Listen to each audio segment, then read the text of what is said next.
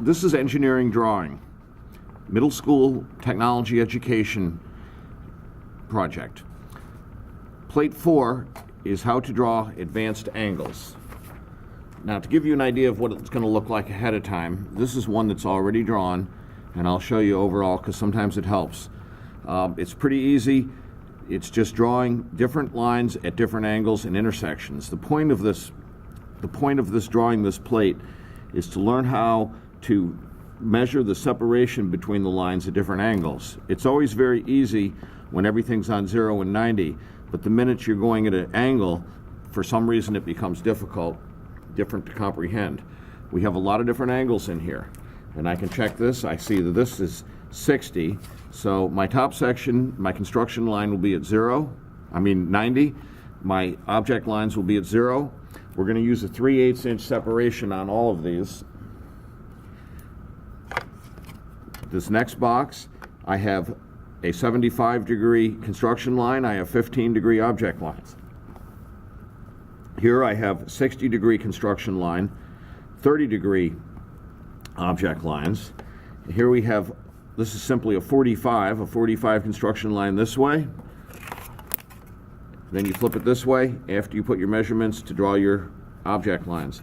Over here we're back to 15 degrees, which is like this, and then we flip it all over and put it like this for 75. And then a lot of these are repeats at slightly different angles. The first thing we're going to have to do is we're going to have to divide this top section. We have the basic layout drawn, here. So what I need to do is I need to put these divisions. Well, this isn't that difficult. I'm simply going to measure halfway between my title block and my top border, which is 3 inches, and I'm going to put a border line at 3 inches all the way across my plate. Next, I have 5 divisions, and each one of these divisions is 2 inches because the total length is 10 inches between the border. So I'll put a mark at 2, 4, 6, and 8. Take my 90-degree triangle, get a good grip here, and I'm going to draw the divisions in. I like to put my pencil point there and slide the triangle over to it. Now, as you're pushing your pencil up,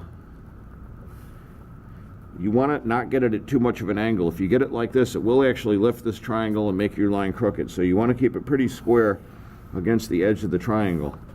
Slide it over. The other thing you want to consider is if you start line here, go to here, go to here, go to here, you're always drawing over stuff that you've already drawn, which is going to make your plate tend to get dirtier. Okay, I'm going to start with a simple one. I'm going to draw a 90-degree construction line so I can measure the distance between these. Top left box. Doesn't matter which way, this way, anywhere in here is fine. Just draw it. I like to draw a little bit longer than the box since it is a construction line. Now here's where the tricky part comes in, is you're going to use your 3/8 scale here to get your separation. If you notice, here's 3/8, here's the 0. It's the smaller numbers on top.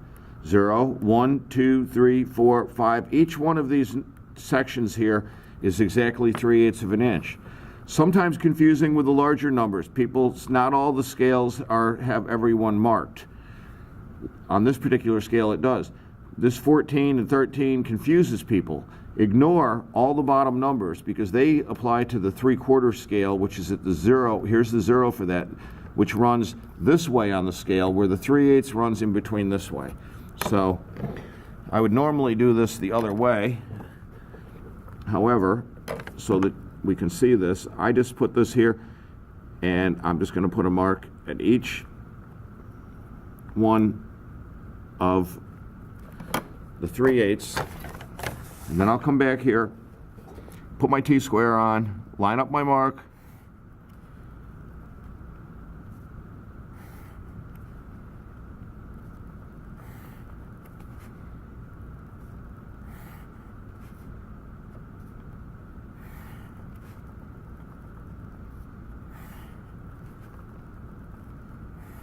and I have that section done.